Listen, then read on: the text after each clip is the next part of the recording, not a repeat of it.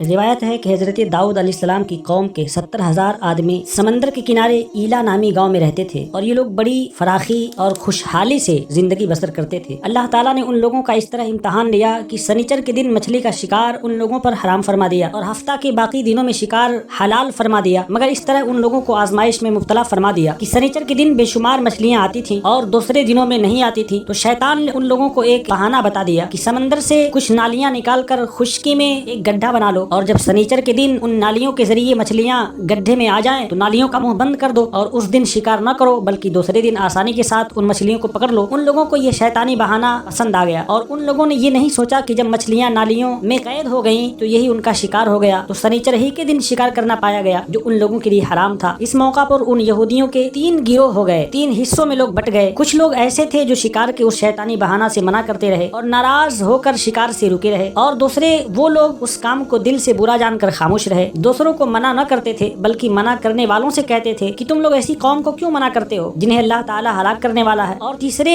وہ لوگ سرکش اور نافرمان تھے جنہوں نے حکم خداوندی کی اعلانیہ مخالفت کی اور شیطان کی بہانہ بازی مان کر سنیچر کے دن شکار کر لیا اور ان مچھلیوں کو کھایا اور بیچا بھی۔ جب نافرمانوں نے منع کرنے کے باوجود شکار کر لیا تو منع کرنے والی جماعت نے کہا کہ اب ہم ان لوگوں سے کوئی میل میلاپ نہیں رکھیں گے، چنانچہ ان لوگوں نے گاؤں کو تقسیم کر کے درمیان میں دیوار بنا لی، آنے جانے کا ایک الگ دروازہ بھی بنا لیا۔ داؤد علیہ السلام نے غضبناک ہو کر شکار کرنے والوں پر لعنت فرما دی۔ اس کا اثر یہ ہوا کہ ایک دن ان لوگوں میں سے کوئی باہر نہیں نکلا تو انہیں دیکھنے کے لیے کچھ لوگ دیوار پر چڑھ گئے، کیا دیکھا کہ سب بندروں کی صورت میں بدل گئے ہیں۔ اب لوگ ان مجرموں کا دروازہ کھول کر اندر داخل ہوئے تو وہ بندر اپنے رشتہ داروں کو پہچانتے تھے اور ان کے پاس آ کر ان کے کپڑوں کو سونگھتے تھے اور روتے تھے، مگر لوگ ان بندر بن جانے والوں کو نہیں پہچانتے تھے۔ ان بندر بن جانے والوں کی تعداد 12,000 تھی۔ یہ 3 دن تک زندہ رہے اور اس درمیان میں کچھ بھی کھا پی نہ سکے بلکہ یوں ہی بھوکے پیاسے سب کے سب مر گئے۔ شکار سے منع کرنے والوں کا گروہ ہلاکت سے سلامت رہا۔ معلوم ہوا کہ شیطانی بہانہ بازیوں میں پڑ کر اللہ تعالیٰ کے احکام کی نافرمانیوں کا انجام کتنا برا، کس قدر خطرناک ہوتا ہے، اور خدا کے نبی جن بد نصیبوں پر لعنت فرما دیں وہ کیسے ہولناک عذاب خدا میں گرفتار ہو کر دنیا سے نیست و نابود ہو کر عذاب نار میں گرفتار ہوتے ہیں اور دونوں جہان میں ذلیل و خوار ہوتے ہیں۔